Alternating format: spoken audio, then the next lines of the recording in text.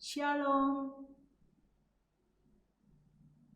Kita telah memasuki pertemuan demi pertemuan dalam rangka mengenal Yesus sebagai Guru dan Tuhan bersama Santo Petrus.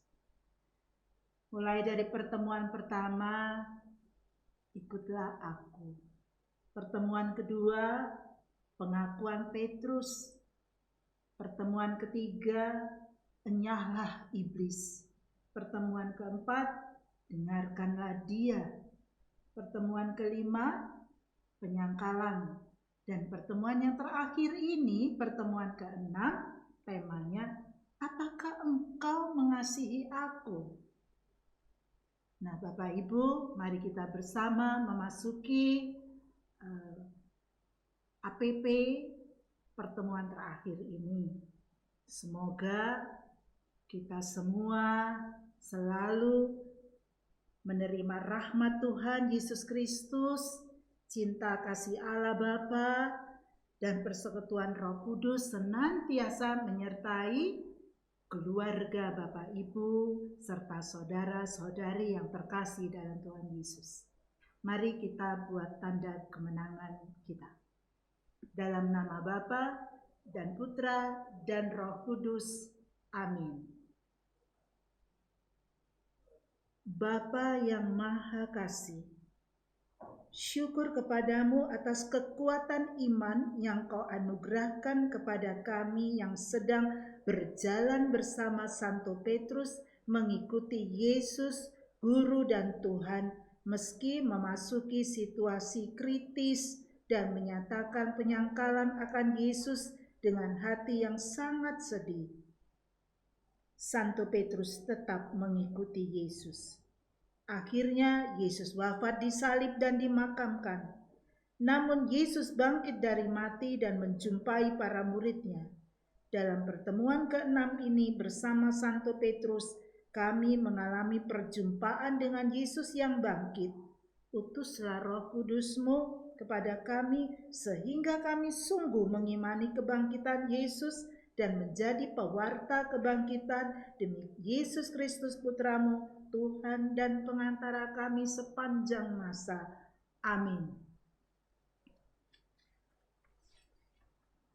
Bapak Ibu yang terkasih, dalam pertemuan 6 ini, kalau pertemuan 1 sampai 5 kita belajar dari Injil Markus, dan dalam pertemuan ini kita mengambil dari bacaan Injil Yohanes bab 21 ayat 1 sampai 19.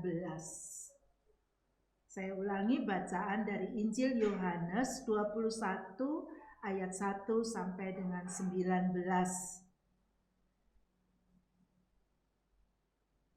Kemudian Yesus menampakkan diri lagi kepada murid-muridnya di pantai Danau Tiberias, dan ia menampakkan diri sebagai berikut. Di pantai itu berkumpullah Simon Petrus, Thomas yang disebut Didimus, Nathanael dari Kana yang di Galilea, anak-anak Zebedius dan 2 orang muridnya yang lain.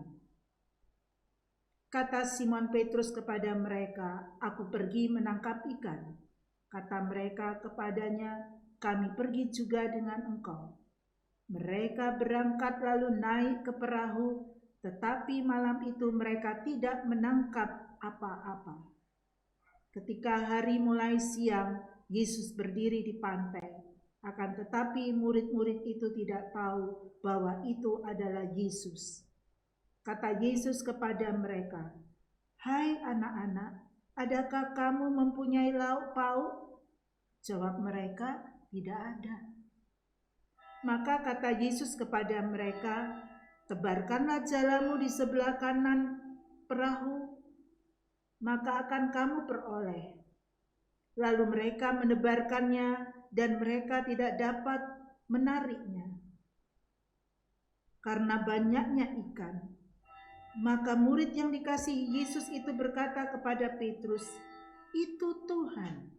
Ketika Petrus mendengar bahwa itu adalah Tuhan, maka ia mengenakan pakaiannya sebab ia tidak berpakaian.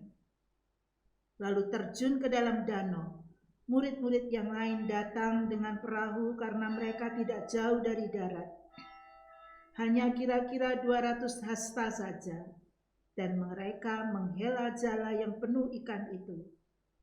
Ketika mereka tiba di darat, mereka melihat api arang dan di atasnya ikan dan roti. Ketika Yesus berkata kepada mereka, "Bawalah beberapa ikan yang baru kamu tangkap itu." Simon Petrus naik ke perahu lalu menghela jala itu ke darat, penuh ikan-ikan besar, 153 ekor banyaknya. Dan sungguh pun sebanyak itu, jalanya tidak koyak. Kata Yesus kepada mereka, "Marilah dan sarapanlah." Tidak ada di antara murid-murid itu yang berani bertanya kepadanya, "Siapakah engkau?" Sebab mereka tahu bahwa ia adalah Tuhan. Yesus maju ke depan, mengambil roti dan memberikannya kepada mereka. Demikian juga ikan itu.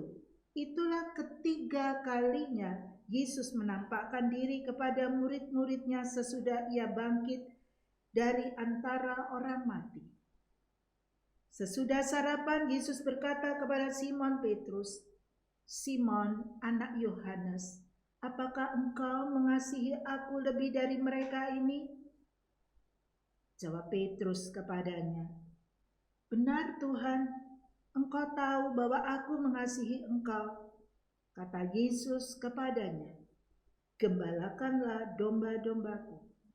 Kata Yesus pula kepadanya untuk kedua kalinya, "Simon, anak Yohanes, apakah engkau mengasihi aku?"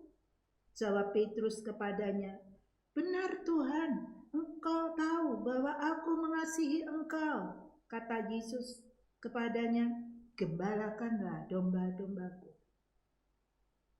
Kata Yesus kepadanya untuk ketiga kalinya, "Simon, anak Yohanes, apakah engkau mengasihi aku?"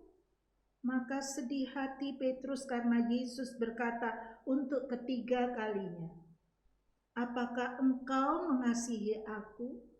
Dan ia berkata kepadanya, "Tuhan, Engkau tahu segala sesuatu. Engkau tahu bahwa aku mengasihi engkau." Kata Yesus kepadanya, "Gembalakanlah domba-dombaku. Aku berkata kepadamu, sesungguhnya ketika engkau masih muda, engkau mengikat pinggangmu sendiri dan engkau berjalan kemana saja yang kau kehendaki. Tetapi jika engkau sudah menjadi tua, engkau akan mengulurkan tanganmu dan orang lain akan mengikat engkau dan membawa engkau ke tempat yang tidak kau kehendaki." Dan hal ini dikatakannya untuk menyatakan bagaimana Petrus akan mati dan memuliakan Allah. Sesudah mengatakan demikian, ia berkata kepada Petrus, "Ikutlah aku." Demikianlah sabda Tuhan. Terpujilah Kristus. Bapak Ibu yang terkasih, kita sudah mendengarkan bersama sabda Tuhan melalui Injil Yohanes 21 ayat 1 sampai 19. Mari kita dalami teks bacaan yang telah kita dengarkan dan kita baca bersama. Awalnya, Yesus mendatangi Petrus dan teman-temannya di pantai dan berkata, "Mari, ikutlah aku dan kamu akan kujadikan penjala manusia." Lalu sekian lama Petrus, "Berkenanlah engkau selalu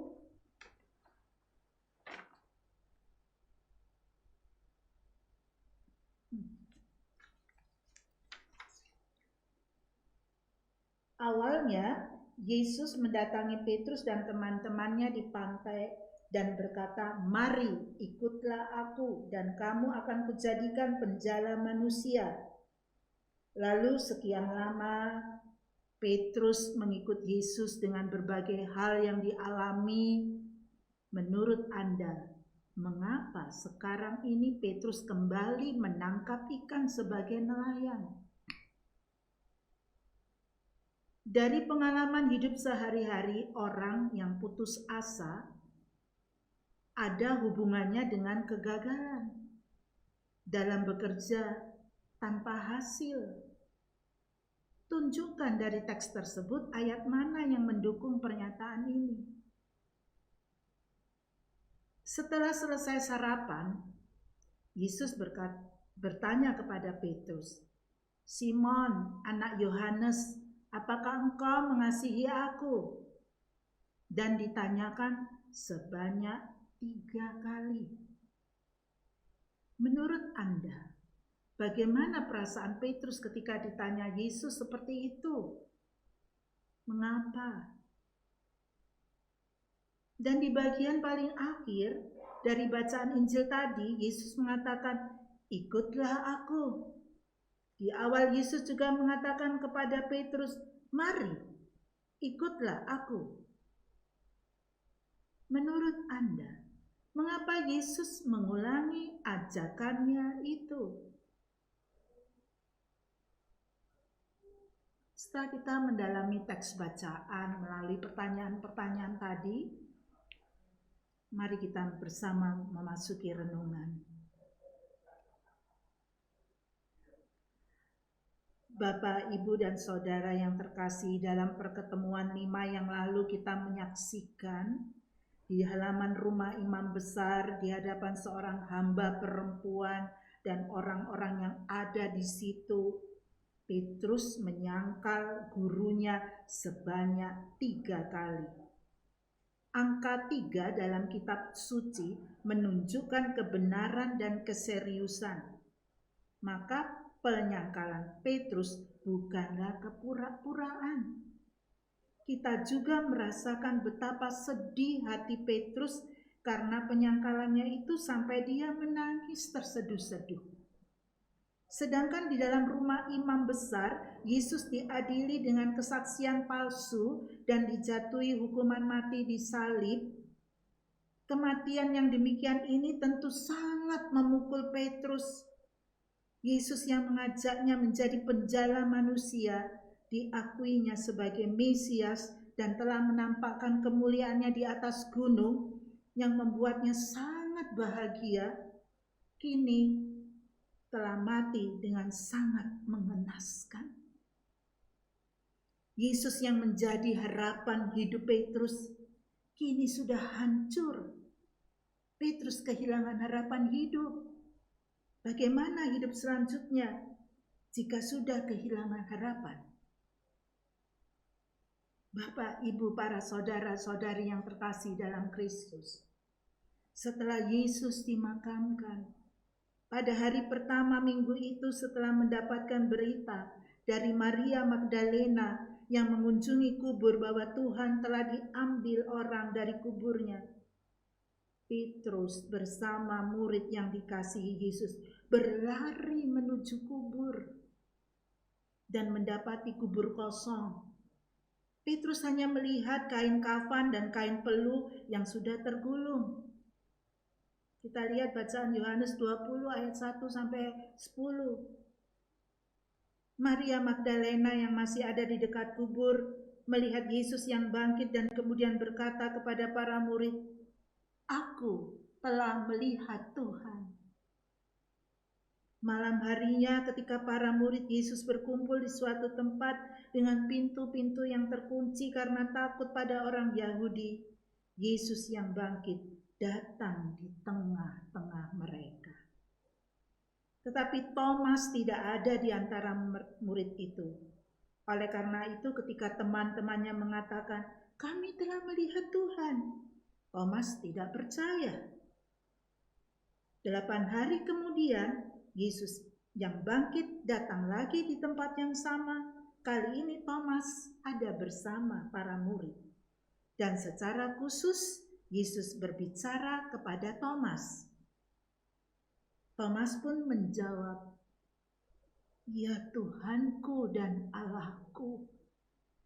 Meski Yesus yang bangkit sudah menampakkan diri kepada muridnya, namun mereka masih juga belum mengerti.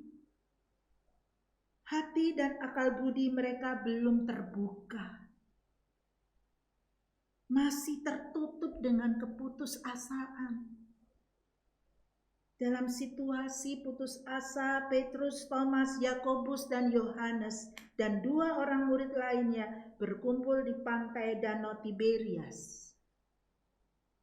Petrus berkata kepada teman-temannya, "Aku pergi menangkap ikan." Kata mereka kepadanya, "Kami pergi juga dengan engkau." Orang yang putus asa tidak tahu apa yang akan dilakukan. Maka mereka ikut begitu saja apa yang dikatakan Petrus. Namun semalaman itu mereka tidak menangkap apa-apa. Keputusasaan membawa mereka kembali ke cara hidup lama, yaitu sebagai nelayan pencari ikan. Dahulu dari pantai mereka diajak Yesus untuk mengikutinya dan akan dijadikan penjala manusia. Namun setelah sekian lama mengikuti Yesus dengan berbagai pengalaman yang memberikan harapan besar, ternyata sekarang mereka kembali lagi ke pantai yang sama untuk mencari ikan.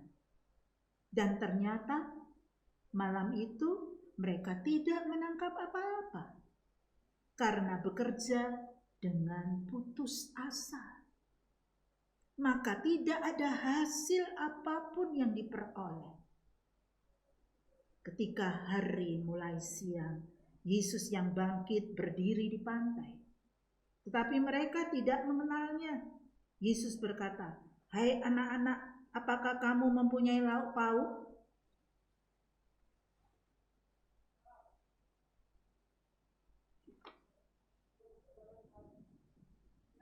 Mereka menjawab, "Tidak ada." Sangat jelas itu adalah jawaban orang yang putus asa. Ya. Tebarkanlah jalamu di sebelah kanan perahu, maka kamu akan memperoleh. Mereka mengikuti kata Yesus, mereka menebarkan dan mereka tidak dapat menariknya lagi karena banyaknya ikan. Melihat peristiwa itu, murid yang dikasihi Yesus berkata kepada Petrus, "Itu Tuhan." Petrus menghela jala ke darat penuh ikan-ikan besar, 153 ekor banyaknya. Bapak, Ibu, saudara-saudari yang terkasih, kita sudah melihat perjalanan Petrus ya bersama teman-temannya,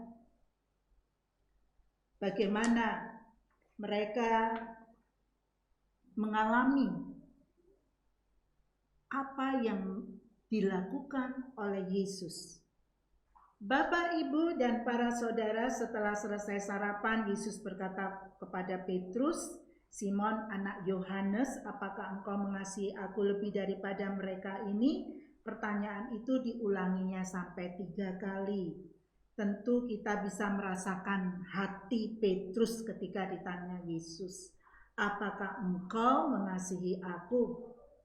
Petrus tahu bahwa dirinya telah menyangkal, mengkhianati Yesus, dan Yesus pun juga tahu bahwa Petrus telah menyangkal, mengkhianatinya, dan kemudian ditanya oleh Yesus, guru yang telah dikhianatinya, "Apakah engkau mengasihi aku?" Apa yang dirasakan Petrus saat itu ketika Petrus mendengar menjawab pertanyaan Yesus, "Apakah engkau mengasihi aku?" Penyangkalan, pengkhianatan yang telah dilakukannya tentu masih terbayang dengan jelas. Demikian pula dirasakan kepedihan hatinya saat itu sampai menangis terseduh-seduh. Bapak, Ibu, para saudara-saudari yang terkasih, setelah pertanyaan Yesus tentang kasih dan jawaban Petrus, barulah Yesus menyampaikan perintah agar menjadi gembala bagi domba-domba Yesus. Gembalakanlah domba-dombaku. Perintah ini pun disampaikan juga 3 kali. Maka menjadi sangat jelas bahwa kesediaan untuk menjadi gembala bagi domba-domba Yesus melulu karena mengasihi Yesus. Tidak mungkin Petrus dapat menggembalakan domba Yesus jika Petrus tidak mengasihi Yesus.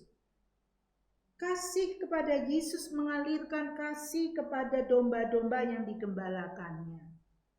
Menjadi gembala bagi domba-domba bukan memerintah, menguasai, mengatur, tetapi mengasihi mereka.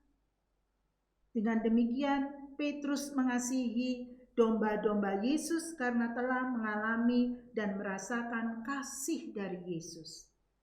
Kemudian Yesus menyampaikan bagaimana hidup Petrus selanjutnya dan kematiannya serta memuliakan Allah. Di akhir Yesus berkata, "Ikutlah aku." Bukankah di awal di pantai ketika Yesus menjumpai Petrus dan Andreas yang sedang menebarkan jala, Yesus mengatakan, "Mari, ikutlah aku dan kamu kujadikan penjala manusia." Bukankah sejak itu Petrus selalu mengikuti Yesus kemanapun pergi? Mengapa Yesus mengulang ajakannya? Ikutlah aku. Petrus memang sudah mengikuti Yesus secara fisik. Namun sebenarnya Petrus mengikuti keinginannya, harapan dan ambisinya sendiri. Sehingga terjadilah penyangkalan dan pengkhianatan. Namun Yesus tetap mengasihi Petrus. Oleh karena itu, ajakan Yesus di akhir menunjukkan dengan jelas tidak mungkin Petrus mengikuti Yesus jika tidak mengasihi Yesus. Dengan demikian, peristiwa kebangkitan mengubah Petrus dari mengikuti keinginan, ambisi, harapan sendiri menjadi mengasihi, kemudian barulah dia mengikuti Yesus. Itulah buah kebangkitan. Maka mengenal Yesus itu berarti mengasihi dan mengikuti Yesus. Apa yang telah kita renungkan bersama dari bacaan Injil, mari kita bertanya pada pribadi kita, merefleksinya. Setelah melalui perjalanan bersama Petrus yang berawal dari pantai dan sampai pada pengalaman kebangkitan di pantai, apa yang menarik bagi Bapak, Ibu, saudara-saudari? Mengapa? Dari perjalanan bersama Petrus, menurut Anda, apa hambatan yang paling besar dalam mengikuti dan mengenal Yesus? Jika pertanyaan Yesus kepada Petrus, "Apakah engkau mengasihi aku?" diajukan kepada Anda, kepada Bapak, Ibu, saudara-saudari, apa jawaban Anda? Juga itu pertanyaan bagi saya juga. Jika pertanyaan Yesus sampai hari ini, apakah muridnya benar Anda telah mengikuti Yesus dalam hidup sehari-hari? Apa wujud nyatanya? Setelah mendapat jawaban dari Petrus, "Benar Tuhan, engkau tahu bahwa aku mengasihi engkau." Kemudian Yesus mengatakan, "Gembalakanlah domba-dombaku." Dengan demikian, mengasihi Yesus berarti ikut mengambil bagian dalam penggembalaan umat Allah. Apakah Anda bersedia mengambil bagian secara nyata dalam penggembalaan Yesus bagi umatnya di lingkungan, di stasi? Apa yang Anda lakukan sebagai wujud kesediaannya itu?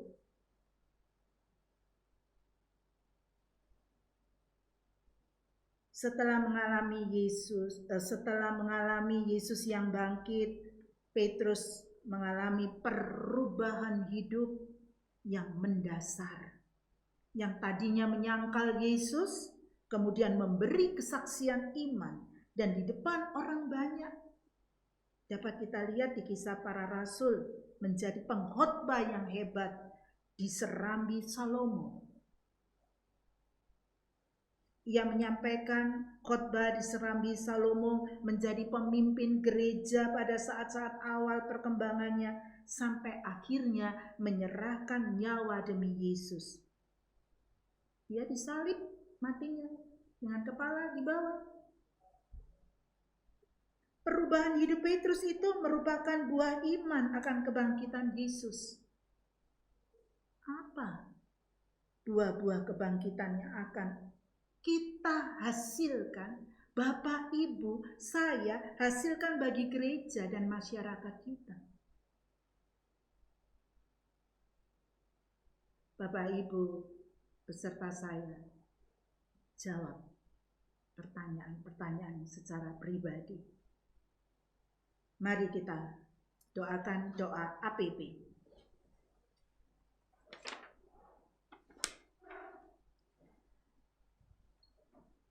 Bapa yang Maha Kasih, sudah sekian lama seluruh dunia berada dalam situasi hidup yang sulit karena pandemi COVID-19.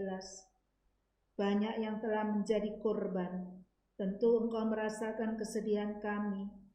Kami sedih karena kami tidak dapat lagi dengan leluasa berkumpul dalam persekutuan untuk menumbuhkan iman kami. Terlebih kami hanya sebatas merayakan Ekaristi, sumber iman kami, secara virtual. Meski tidak mudah, kami terus berusaha mengembangkan iman kami dalam keluarga. Berkenanlah selalu melindungi dan menguatkan iman kami. Jangan biarkan kami menjauh dari-Mu. Maka dalam masa Prapaskah ini kami tetap berjuang untuk menempuh jalan pemurnian iman dan merenungkan sabda Putra-Mu. Berkatilah semua orang, terutama mereka yang sedang berjuang menyelamatkan banyak orang. Berkatilah juga para pemimpin masyarakat, negara, dan gereja, para gembala umat di lingkungan, stasi, dan paroki, beserta keluarga mereka.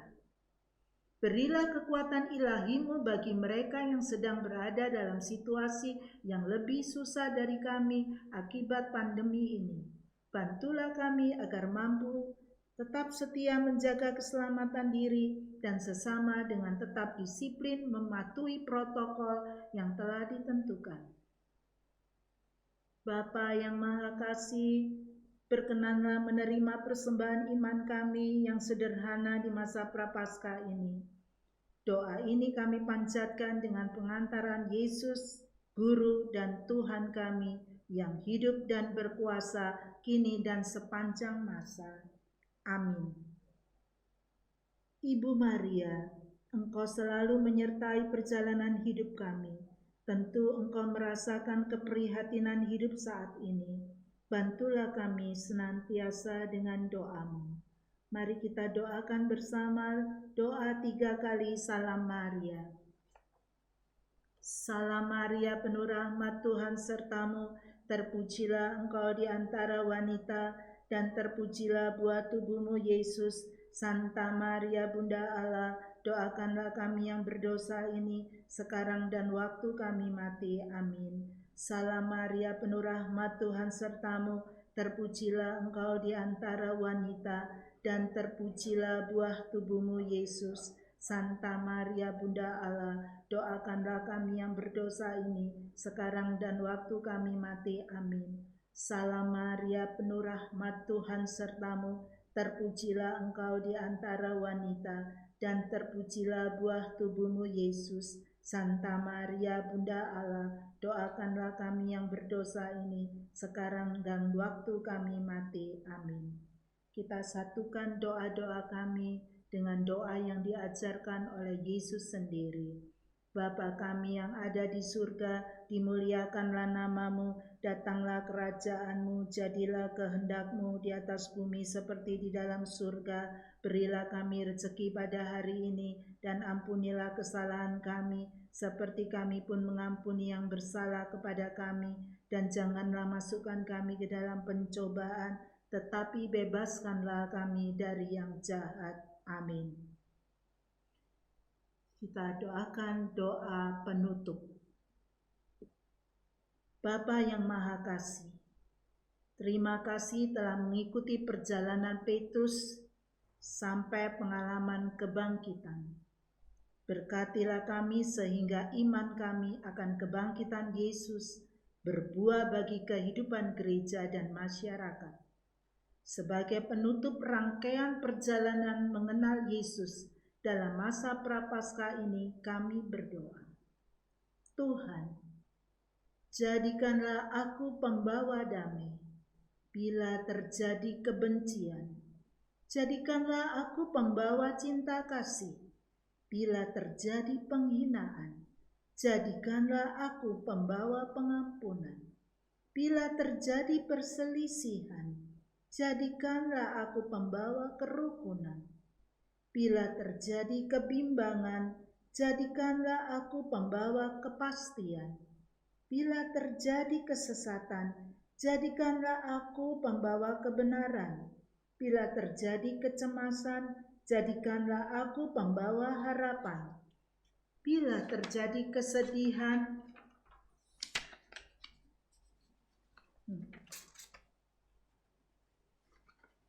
jadikanlah aku sumber kegembiraan. Bila terjadi kegelapan, jadikanlah aku pembawa terang. Tuhan, semoga aku lebih ingin menghibur daripada dihibur, memahami daripada dipahami, mencintai daripada dicintai. Sebab dengan memberi aku menerima, dengan mengampuni aku diampuni, dengan mati suci aku bangkit lagi untuk hidup selama-lamanya. Amin. Demikianlah kita sudah menyelesaikan pertemuan APP ke-6, pertemuan yang terakhir dari rangkaian APP pertemuan 1, 2, 3, 4, dan sampai pertemuan 6. Semoga kita semua dirahmati oleh Allah yang Maha Kuasa dalam keluarga, Bapak Ibu senantiasa bersukacita dan bersyukur. Dalam nama Bapa dan Putra dan Roh Kudus. Amin.